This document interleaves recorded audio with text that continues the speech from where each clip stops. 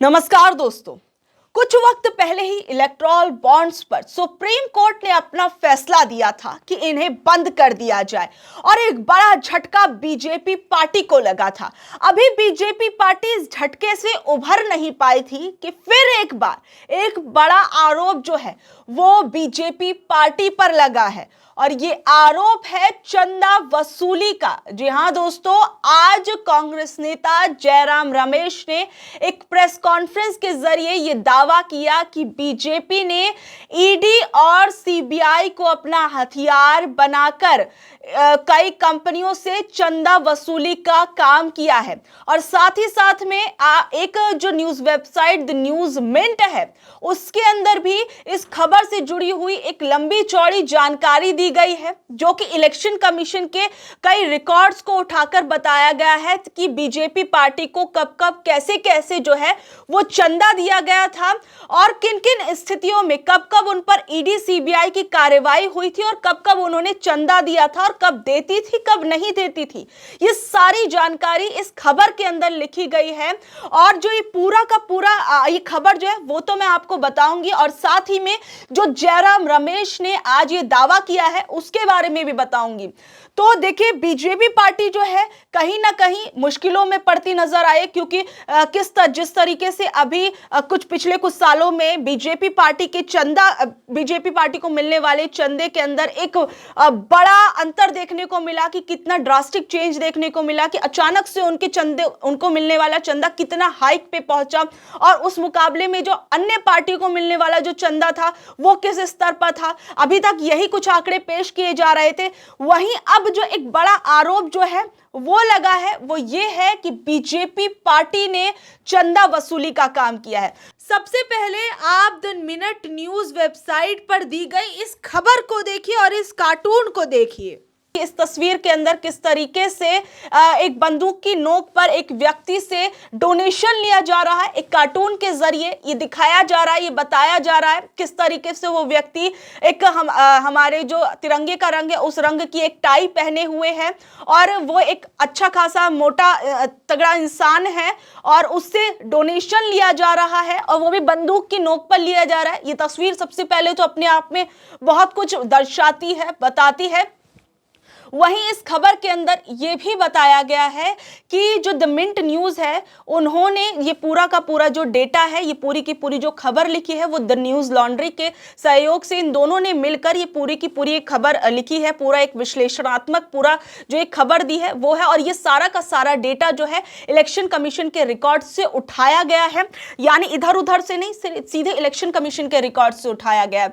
तो the news mint के अंदर इस जानकारी को लेकर क्या कुछ कहा गया, सबसे पहले तो आप वो सुनिए। न्यूज़ के अंदर ये बताया गया है कि साल 2018 और साल 2019 और साल 2022 और 23 के बीच चुनाव आयोग के कुछ रिकॉर्ड्स और कुछ केस फाइल्स और कुछ वित्तीय विवरणों के आधार पर द न्यूज मिंट और द न्यूज लॉन्ड्री ने कुछ विश्लेषण के कुछ निष्कर्ष निकाले हैं, जो उन्होंने कुछ इस प्रकार दिए हैं।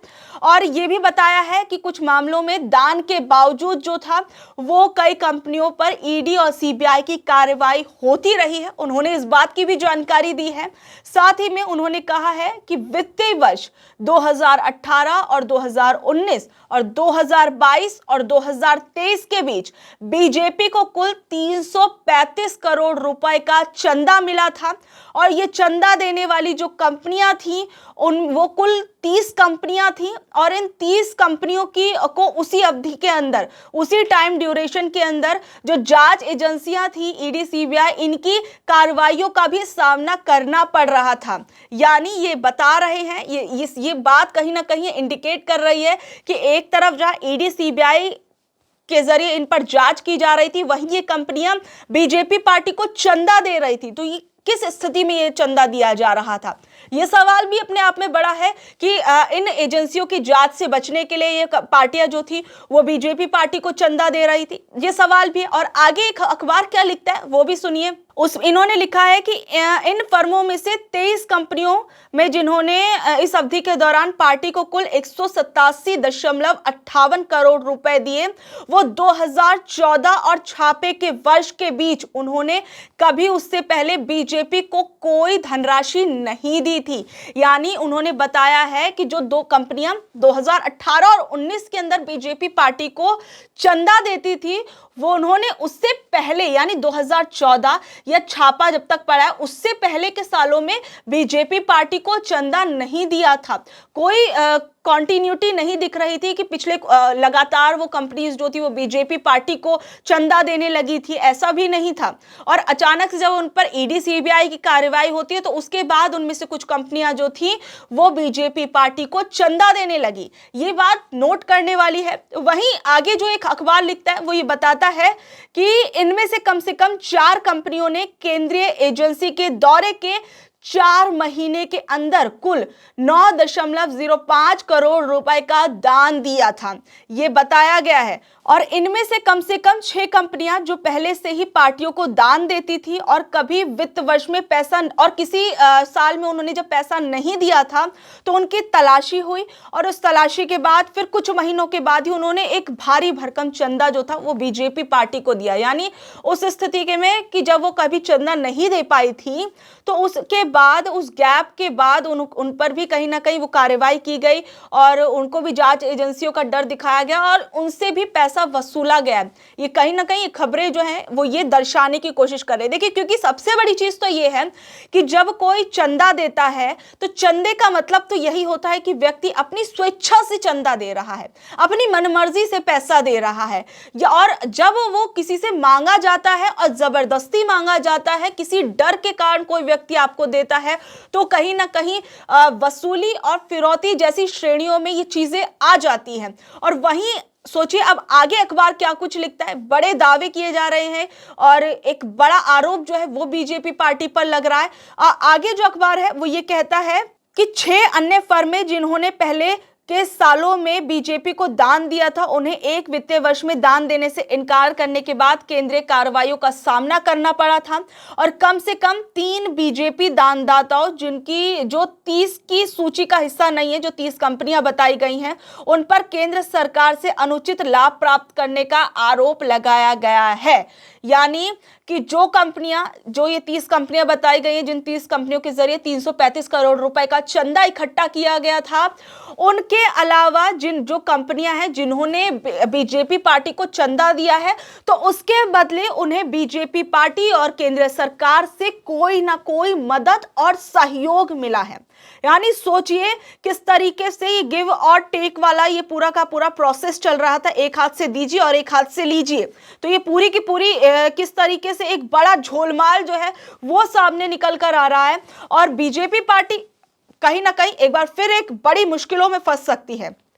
और साथ ही में मैं आपको बता दूं कि इसी पूरी की पूरी ड्यूरेशन के दौरान इन 32 कंपनियों में से 3 ने कांग्रेस को दान दिया था, क्योंकि अभी कुछ वक्त पहले ही चंदा जो कंपनी जो चंदे अलग अलग पार्टीज को दिए गए थे उसका भी डेटा सामने आया था। और इलेक्टोरल बॉन्ड्स पर सुप्रीम कोर्ट ने जो बंद करने का फैसला दिया और दान देने वाले लोगों के नामों को बताने के लिए कहा गया था, तो कहीं ना कहीं उसके बाद भी बहुत सारी चीजें खुलकर सामने आ रही। यानी जो ये कहा जा रहा था कि ये इलेक्टोरल बॉन्ड्स के जरिए एक बड़ी चोरी की जा रही है पीछे के दरवाजे से, वो भी सामने निकलती हुई आ रही है। और अब जो आज प्रेस कॉन्फ्रेंस जो है कांग्रेस पार्टी की तरफ से की गई है, उसमें क्या कुछ आरोप लगाया गया है और क्या कुछ सवाल किए गए हैं जयराम रमेश की तरफ से, उनकी पार्टी की तरफ से, वो भी मैं आपको बता देती हूं कि किस तरीके से आज बीजेपी पार्टी ने माफ कीजिएगा कि कांग्रेस पार्टी ने जो बीजेपी पार्टी पर आरोप लगाए हैं, काफी कुछ बड़े आरोप है, वो भी जरा सुनिए।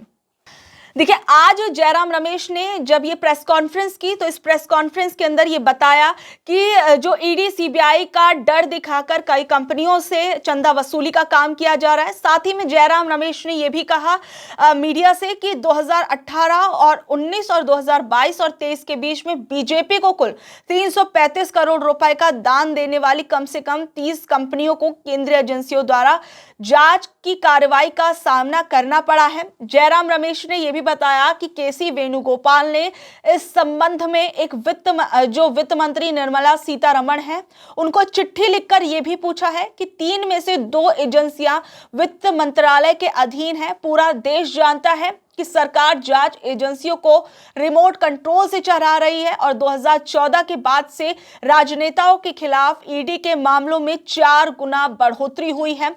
इस बात का सबूत इनमें से 95% जो केसेस हैं वो विपक्षी नेताओं के खिलाफ हुई ईडी की कार्रवाइयों से जुड़े हुए हैं। ये जयराम रमेश ने आज कहा है। वहीं आज जो वित्त मंत्री से उन लोगों ने कुछ 3 सवाल पूछे हैं और उन्होंने कहा है कि इस पर जो वित्त मंत्री हैं वो आकर अपना स्पष्टीकरण भी दे। वित्त मंत्री से कांग्रेस ने 3 सवाल पूछे कि क्या सरकार बीजेपी के फाइनेंस पर व्हाइट पेपर लाएगी। इनमें सोर्स के साथ साथ ये भी बताया जाए कि कैसे कॉरपोरेट कंपनियों को जांच एजेंसियों का दुरुपयोग करने देने के लिए मजबूर किया गया था। अगर आप कुछ छिपा नहीं रहे हैं तो क्या आप ये बता सकते हैं कि किस समय किन कारणों से बीजेपी का खजाना भर गया। क्या आप उन घटनाओं के पॉइंट टू पॉइंट खंडन पेश कर सकते हैं। अगर आप स्पष्टीकरण नहीं दे सकते हैं तो क्या आप इन संदिग्ध सौदों को सुप्रीम कोर्ट की निगरानी में जांच कराने के लिए तैयार हैं।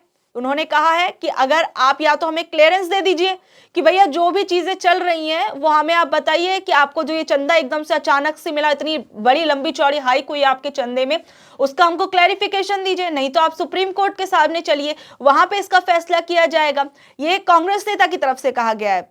वहीं मैं आपको बता दूं कि अभी कुछ वक्त पहले ही बीजेपी से की पार्टी से जुड़ी हुई एक ऑडिट रिपोर्ट भी सामने आई थी, जिसमें पता चला था कि जो बीजेपी की कुल इनकम 2022 और 23 में हुई है वो 2361 करोड़ रुपए हो गई है, जो 2021 और 22 में 1917 करोड़ रुपए की थी। और इसके बाद भी कई सवाल उठने लगे क्योंकि इतना भारी इजाफा जो है वो बीजेपी पार्टी की इनकम में हुआ था। ईडी जांच के बाद कंपनियां चंदा क्यों दे रही हैं, एक बड़ा सवाल कांग्रेस की तरफ से भी कहा गया। वेणुगोपाल ने यह भी कहा कि हम कहीं भी ये आरोप नहीं लगा रहे हैं कि दर्ज किए गए मामले या जांच एजेंसियों की जो कार्रवाई की जा रही है वो गलत है, अवैध है, लेकिन ये इस बात की जांच की जानी चाहिए कि ये संदिग्ध कंपनियां जिनके खिलाफ ईडी के मामले चल रहे हैं वो ईडी की जांच के बावजूद सत्तारूढ़ पार्टी बीजेपी को दान क्यों दे रही है, ये सवाल किया गया है। और या फिर ये महज संयोग है कि एक तरफ इन कंपनियों पर ईडी और जो सीबीआई की कार्रवाई होती है और दूसरी तरफ ये सभी लोग बीजेपी को चंदा देने लगते हो कि यही कोइंसिडेंस चल रहा है। लेकिन और ये जो कार्रवाई है और वे कार्रवाइयों के बाद बीजेपी, और अगर उन पर जब कार्रवाई होती है तो फिर वो चंदा क्यों दे रहे हैं, ये भी कहा गया है। तो एक बड़ा सवाल जो है वो बीजेपी पार्टी से पूछा जा रहा है इस वक्त। वहीं इस पर कांग्रेस नेता राहुल गांधी ने भी आज एक ट्वीट किया और इस ट्वीट के अंदर क्या कुछ बोला जरा आप वो सुनिए। राहुल गांधी कहते हैं, क्या आपको प्रधानमंत्री की चंदा दो बेल और बिजनेस लो योजना के बारे में पता है। देश में प्रधानमंत्री वसूली भाई की तरह ईडी, आईटी और सीबीआई का दुरुपयोग कर चंदे का धंधा कर रहे हैं। रिपोर्ट्स में सामने आया है कि वसूली एजेंट बन चुकी एजेंसियों की जांच में फंसी 3 कंपनियों ने बीजेपी को जांच के दौरान 335 करोड़ रुपए का चंदा दिया है। चंदे का धंधा इतना बेशर्मी से चल रहा है कि एमपी के एक डिस्टिलरी के मालिकों ने बेल मिलते ही बीजेपी को चंदा दिया। मित्र की कंपनी को बेईमानी से फायदा और बाकियों के लिए अलग फायदा।